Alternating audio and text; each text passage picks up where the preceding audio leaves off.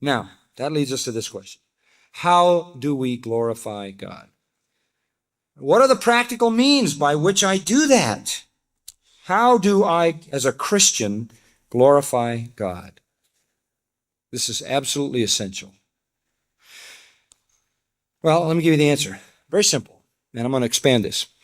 By aiming your life at that purpose. By aiming your life at that purpose. And in other words, you just do one thing. Glorify God, glorify God, glorify God. That's the single focus of your life. Every day, every hour of every week. That's what you do.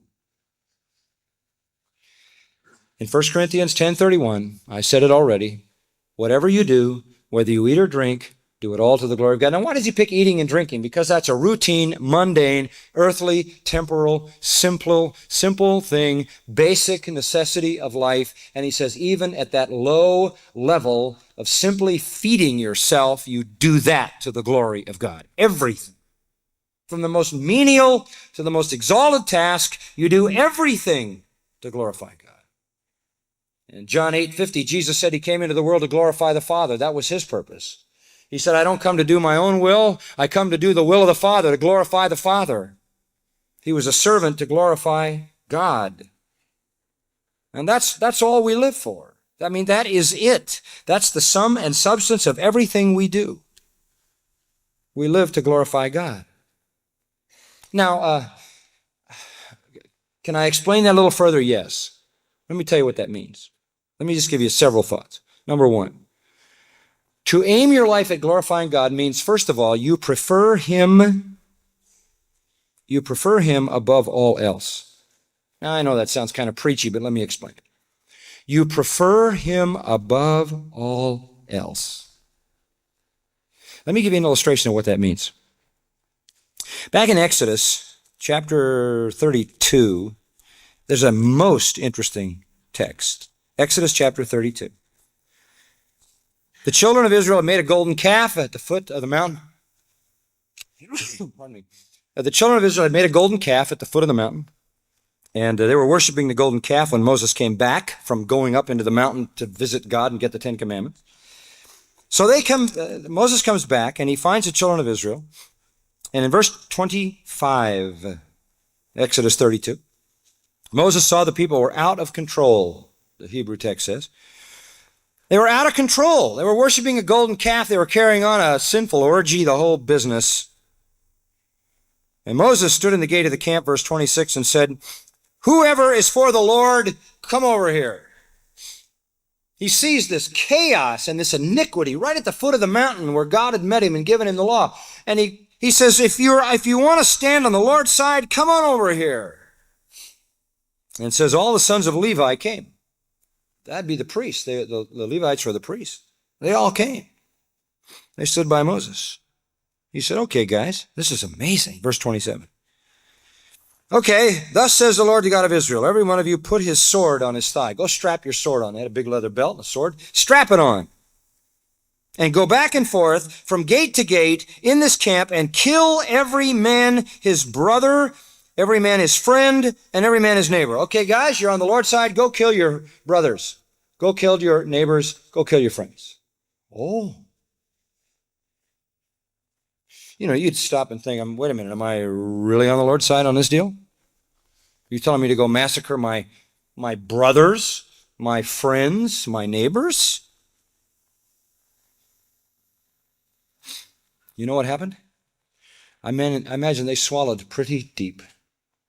That is an unbelievable thing to do. And when you walked up to your brother, he wouldn't expect anything, and he would stand there while you chopped his head off. And when you walked up to your friend, he would probably smile at you and you hacked him to death. And the same with your neighbor. I mean, who would do such a thing? But the question of those men was who's on the Lord's side? The Lord has been dishonored. And after all, the wages of sin is what? Death. And the question is not why do some sinners get executed? The question is why do any sinners not get executed? And Moses says, the Lord told me to tell you, go kill him. Verse 28, the sons of Levi did as Moses instructed. and about 3,000 men of the people fell that day. Why did they do that? I can't imagine the pain. I can't imagine the anxiety. I can't imagine the sorrow and the sadness and the remorse of doing that. But no matter what the cost, they were committed to preferring God's glory above every earthly relationship. That's preferring God's glory above any other. And that's a pretty graphic illustration of that. But that's exactly what it means to glorify God. It means to be totally committed to the glory of God no matter what it costs.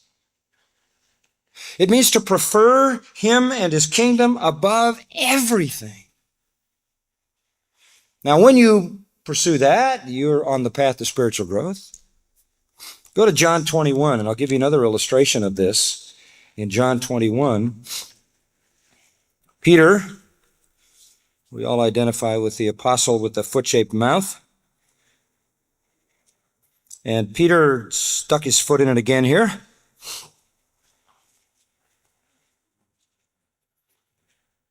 And Jesus says to him in verse 18, truly, truly, John 21:18, truly, truly, I say to you, Peter, when you were younger, you used to gird yourself and walk wherever you wished. In other words, you were in charge of your own life. You put your clothes on, you strapped your belt on, and you went wherever you wanted to go. You just did whatever you wanted to do. But I'm going to tell you something. When you get old, you're going to stretch out your hands, and someone else is going to tie you up and take you where you don't want to go. He was giving a prophecy of what was going to happen to Peter when he was taken prisoner and crucified upside down. And verse 19 says this. And now this he said, Jesus said, signifying by what kind of death Peter would what? Glorify God. Peter would glorify God in his death because he would be willing to die above all else. He would be willing to give up his life for the glory of Christ if that's what it took, and he did. That's what it means to prefer Him and His kingdom above everything. Everything. There's a corollary to that, secondly. It means to be content to do His will at any cost. To be content to do His will at absolutely any cost. No sacrifice is too great. It means like Paul said, and I wish we had time to develop it all, but in 2 Corinthians chapter 12, Paul said, look, I would boast about my weaknesses. He says, I'm well content with weaknesses, with insults, with distresses, with persecutions, with difficulties for Christ's sake. I don't care. In chapter 11, he says, I have been in far more labors, far more imprisonments, beaten times without number, often in danger of death, 5 times received 39 lashes from the Jews, 3 times I was beaten with rods, heavy rods strapped together with leather that they flagellated people with, stoned to death, 3 times shipwrecked, a night and a day in the deep, and he goes on and on and on and on, and his basic response is, so what? That's a small price to pay. The sufferings of this world are not worthy to be compared with the glory which shall be ours. And so he aimed his life at the glory of God and preferred His glory above everything and was willing to count the cost and pay it, whatever it was. Doesn't matter whether you might be alienated, doesn't matter. When you aim at the glory of God, no price is too high. Isaiah called to the remnant. He said, glorify God in the fire. The third thing that it means is you suffer when He is dishonored. I can tell when a person is glorifying God because they feel the pain when God is dishonored. That's called zealous for His name. Remember the psalmist David, Psalm 69:9. He saw God being dishonored in the temple by the Jewish people. And he said this, zeal for your house has eaten me up. The reproaches that fall on you fall on me. Wow. David had so totally identified with his God that when God was dishonored, David felt the pain. David cringed when God was dishonored. Now you know you're aiming your life at the glory of God when you feel the pain of God's dishonor. Revelation 2:2, the church is commended in Ephesus, and here's the great commendation. You cannot bear those who are evil. You can't stand that. Are you in pain when God is dishonored? Does that hurt you? You remember Jesus in John 2?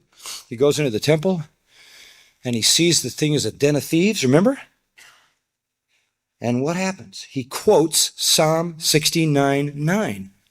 Zeal for your house has eaten me up. The reproaches that are fallen on you are fallen on me. I can't stand the pain. And he makes a whip and he just starts going through the place like a train. And people are flying all over the place. And he's cleaning house. Because the pain was too great when God was being dishonored. A person aims his life at the glory of God when he suffers the very pain of God. And then a fourth and last comment on what this means. This is very practical.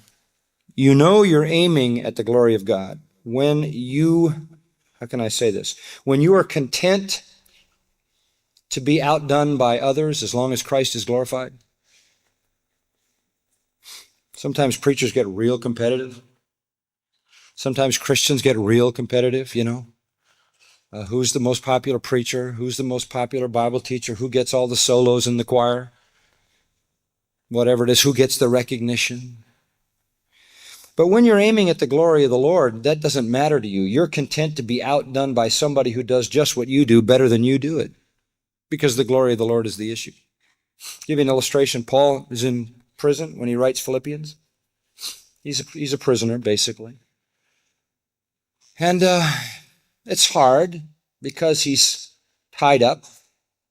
He can't go anywhere. His liberty's gone. And worse than that, people in the church are saying, well, you know why Paul is a prisoner? Because he's got a secret life of sin, and the Lord had to do that to chasten him. That's what they were saying. And you know who was saying it most loudly? Young preachers who were jealous of Paul. Sad, isn't it? Paul says they're preaching Christ of contention. They want to add affliction to my chains. Here they come, these young preachers, and they want the crowds, and they want the accolades, and they want all the kudos, and they want all the prestige, and so they attack me, and they say, well, Paul has sin in his life somewhere, and God put him on a shelf, and you need to listen to us. Poor Paul. He's being assassinated as to his character by these jealous preachers. You know what he says? He says this. Philippians chapter 1, amazing words, amazing words. He says this, in the Greek, so what? So what? Christ is preached, and in this I what? I rejoice. What do I care? At least these jealous, unkind, merciless preachers are preaching Christ. That's enough. If Christ is exalted, who cares who gets the credit?